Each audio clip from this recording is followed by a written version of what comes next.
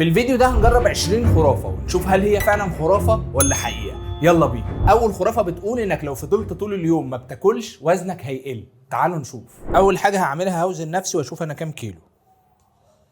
95 كيلو و850 جرام. هفضل طول اليوم من غير اكل واشوف هخس في الاخر كام كيلو. الخرافه اللي بعد كده بتقول ان انت لو حطيت بيضه في خل وسبتها كام ساعه هتتحول لبيضه شفافه وتكون مطاطيه والقشر بتاعها هيتشال. هنفضي الخل ونحط البيضه وهنرجع لها بعد كام ساعه ونشوف خرافه ولا حقيقه. الخرافه بتقول ان احنا ينفع ندخل القلم في الكيس ومش هيوقع الميه اللي فيه. يلا نشوف. واضح ان هي خرافه بس ممكن يكون انواع الاكياس بتختلف. قولوا انتوا رايكم في الموضوع. خرافه محدش يجربها. الخرافه بتقول انك تقدر تفرقع البالونه لو عصرت عليها ليمونه. ربنا يستر.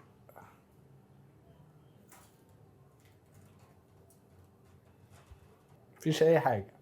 طلعت خرافه ومش حقيقه، ما تصدقوش اي حاجه يا جماعه. الخرافه بتقول انك ما تقدرش تطبق اي ورقه اكتر من 7 مرات. يلا نشوف. 1 2 3. لازم اكسر الخرافة دي. 3 4.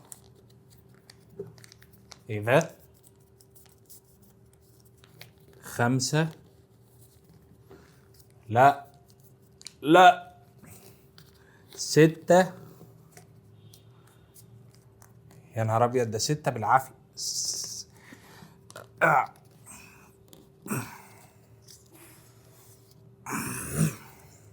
يا لهوي، ال7 فعلا بالعافية. طلعت حقيقة مش خرافة. ما تقدرش تطبق اي ورقة اكتر من 7 مرات. الخرافة بتقول ان انت لو حطيت كوباية ازاز في الفريزر شوية وبعدين حطيت عليها مية سخنة هتفرقع. فهنروح نحطها في الفريزر ونشوف هتعمل ايه. دلوقتي هنجيب الكوباية من الفريزر. بصوا الكوباية بقت عاملة ازاي. تعالوا بقى نحط عليها مية سخنة. المية السخنة ايه هنحط عليها وربنا يستر.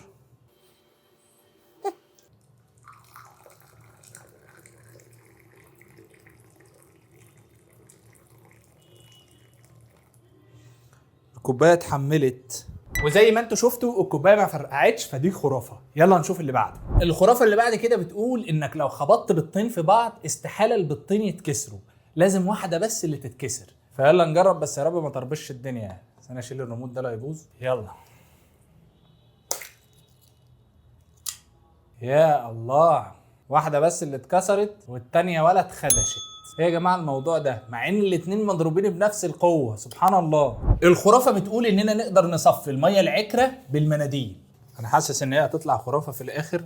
هنحط كده هنا، هنسيبها تصفي الميه براحتها ونشوف هل فعلا هتنقي الميه ولا لا. الخرافه بتقول ان احنا لو ولعنا في باكيت الشاي هيطير. يلا بينا نشوف. انا حاسس ان هي خرافه.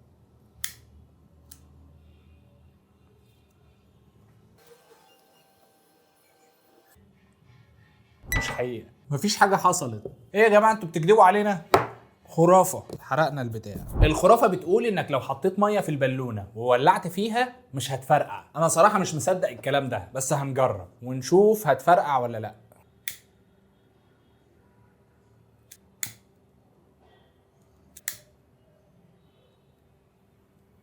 برضو ما ولعتش. فعلا البالونه ما فرقعتش وطلعت حقيقه مش خرافه. يلا على اللي بعده. الخرافه بتقول انك تقدر تولع الشمعه من دخانها. يلا نشوف. ادي الشمعه هنولعها اول مره بعدين نطفيها. المفروض بقى من دخانها. اوه لا تاني.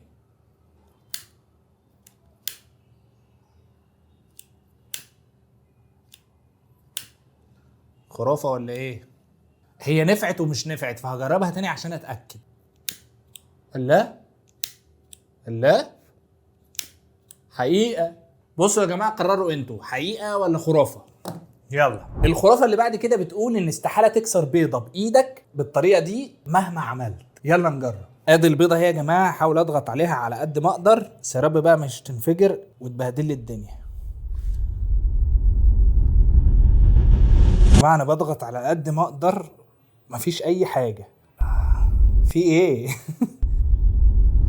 سبحان الله يا جماعه، البيضه مش راضيه تتكسر فعلا. لا الموضوع حقيقي وغريب، البيضه مهما تضغط عليها ما بتتكسرش، في حاجه غريبه سبحان الله، بيضه ومش عارفين نكسرها كده. الخرافه بتقول انك لو لزقت البالونه بلزقه ودخلت فيها ابره مش هتفرقع. انا صراحه مش مصدق الكلام ده وبقول عليها خرافه، لكن هنجرب ونشوف. ايه ده؟ ايه ده؟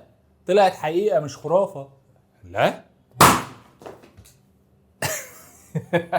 طيب يا جماعه، هي حقيقه فعلا الابره دخلت فيها وما فرقعتش، بس وانا بطلعها فرقعت، فقرروا انتوا دي حقيقه ولا خرافه. ماليش فيه. الخرافه بتقول ان احنا نقدر نعمل فشار بمكوه الشعر. يلا نشوف. ناخد واحده ونحطها على المكوه، بس المكوه سخنت جدا يعني، هنقفل عليها شويه ونشوف هتعمل فشار ولا لا. وبعد ما استنينا شويه بتاع 10 دقايق ولسه مش راضيه تعمل حاجه، كل اللي عملته ان الذره سخن شويه، شمم ريحه شياط. الخرافه بتقول انك لو حطيت ازازه ميه في الفريزر كام ساعه وبعدين خبطتها هتتقلب لتلج، وانا حاطط ازازه ميه في الفريزر هجيبها واجي. ادي ازازه الميه اهي، المفروض اخبطها كده تبقى كلها تلج. يلا نشوف. ايه ده؟ خرافه يا جماعه، ما تصدقوش الكلام ده. الخرافه بتقول انك لو فضلت تلف مكعب الروبيك مره كده ومره كده هيتحل معاك. يلا نشوف.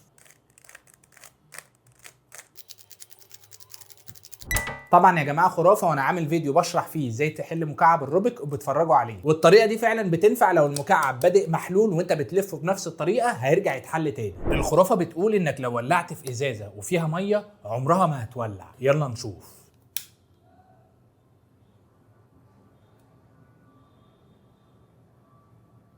شكلها حقيقه.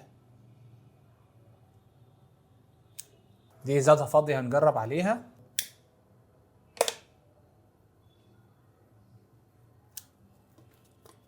الازازه بتولع في ثانيه. فعلا حقيقه الازازه ما تولعش وفيها ميه. الخرافه اللي بعد كده بتقول انك لو حكيت البالونه في شعرك ولزقتها في الحيطه هتلزق. يلا نجربها.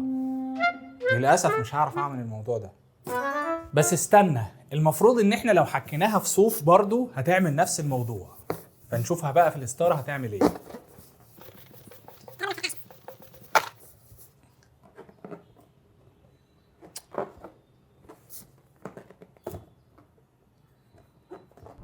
خرافه يا جماعه، ما تصدقوش الكلام ده. الخرافه بتقول ان احنا لو غطينا الميه دي بالمناديل وقلبنا الكوبايه الميه مش هتقع، فيلا نجرب. هنغطيها اهو، المفروض ان احنا نعمل كده ونقلب الميه، نقلبها مره واحده. طلعت حقيقه مش خرافه، فعلا الميه مش هتقع من الكوبايه. انا هسيب المنديل خالص. الخرافه اللي بعد كده بتقول ان لو حطينا على الميه زيت عمرهم ما هيتخلطوا، بس لو حطينا عليهم صابون هيتخلطوا. اول حاجه هنجرب ان احنا نخلطهم مع بعض ونشوف هيتخلطوا ولا لا. الميه مفصوله عن الزيت بس في رغاوي في النص، يعني معنى كده ان لسه مش اتخلطوا. هنحط عليهم صابون ونقلبهم ونشوف هيتخلطوا ولا لا. وزي ما انتم شايفين طلع عصير اناناس. فعلا يا جماعه حقيقه الزيت والميه ما بيختلطوش لما تحط عليهم صابون. الميه بعد ما عدى عليها 10 ساعات الميه اتنقلت من هنا لهنا. زي ما انتم شايفين يا جماعه المناديل ما بتصفيش الميه لانها طالعه عكره زي ما هي اهي، فدي خرافه. البيضه بعد ما سبناها اكتر من 10 ساعات هنشوف ايه اللي حصل فيها. ايه ده؟ الموضوع مش حقيقي يا جماعه. هل كان المفروض اصبر عليها اكتر من كده؟ مش عارف. الساعه دلوقتي عدت 12 بالليل. دلوقتي انا هوزن نفسي واشوف انا خسيت كام كيلو.